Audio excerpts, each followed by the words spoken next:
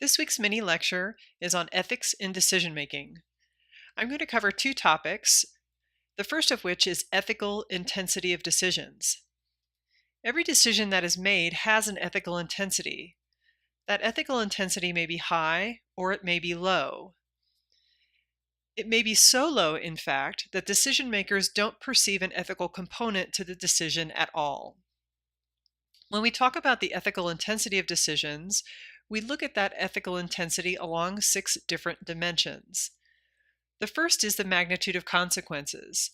This refers to the total harm or benefit that results from the decision that is made. The decision that the U.S. government made to enter into World War II had a high magnitude of consequences. Millions of individuals were killed as a result of our decision to enter into this conflict.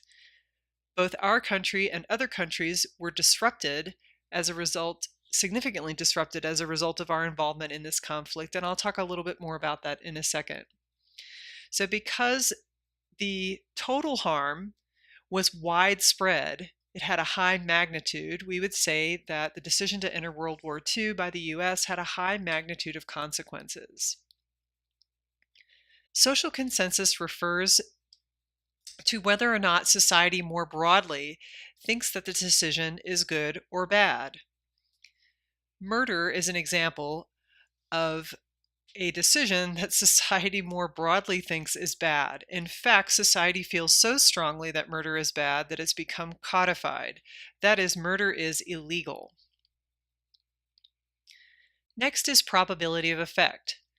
This refers to the likelihood that harm will come to others as a result of the decision that is being made. I spoke a moment ago about the United States' decision to enter World War II. If we think about the decision in general to engage in war, that has a high probability of effect. Any government, any country, any entity, any social group that decides to engage in war, that decision means that quite likely harm will come to others. And so we would say that has a high probability of effect. Next is temporal immediacy, and this refers to the time between the decision being made, the act of decision making, and the consequences that follow. I'm going to go back to my murder example and say that the temporal immediacy of murder is very high. Typically, murder happens fairly quickly. Next up is the proximity of effect. This refers to the physical, social, psychological, and/or cultural distance between decision makers and those impacted.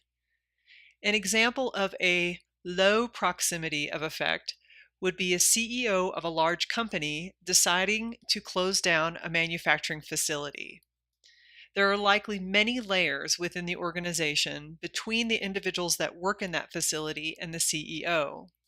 So the CEO, as an individual decision maker, it would likely not be psychologically and possibly even physically and socially close to those who are impacted.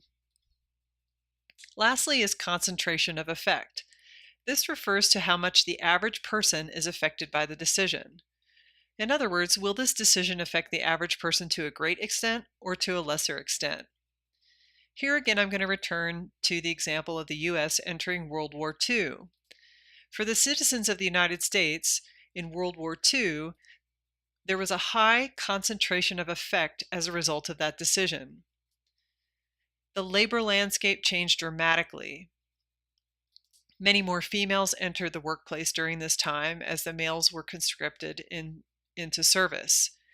Whole industries arose and fell during this time. Individuals were subjected to rationing and so forth. So this decision to enter into World War II had a high concentration of effect for the citizens of the United States. The next topic is ethical frameworks in decision making. The first under this category is ethical relativism. With ethical relativism, moral authority is determined by individual or cultural self-interests, customs, or religious principles. An act is moral if it serves one's self-interests and needs, or it serves the cultural interests and needs. An example of this would be the difference between the social freedoms of women in traditional Islamic areas of the world versus the social freedoms that women have in Western parts of the world. Next up is utilitarianism. In this case, moral authority is determined by the consequences of the act. An act is moral if the net benefit exceeds the costs for the majority. An example of this would be genetically modified crops. It would not be possible without genetic modification for us to grow enough crops that would withstand the pestilence, blight, and other environmental conditions that are present in order to feed our population. Next up is universalism. In this case, moral authority is determined by whether or not others would act in the same way under the same conditions. So in other words, an act is moral if others would do the same. An example of this would be murder out of self-defense. And again, this is another area that's been codified in our country. Many states and jurisdictions have laws protecting people who murder others out of self-defense. The premise behind this is that you would do the same thing under the same conditions. If your life was threatened to a certain extent, you would act in a way that may result in murder of another person. Next up is the rights framework. In this case, moral authority is determined by guaranteeing individual rights in the pursuit of choice, happiness, freedom, and self-respect.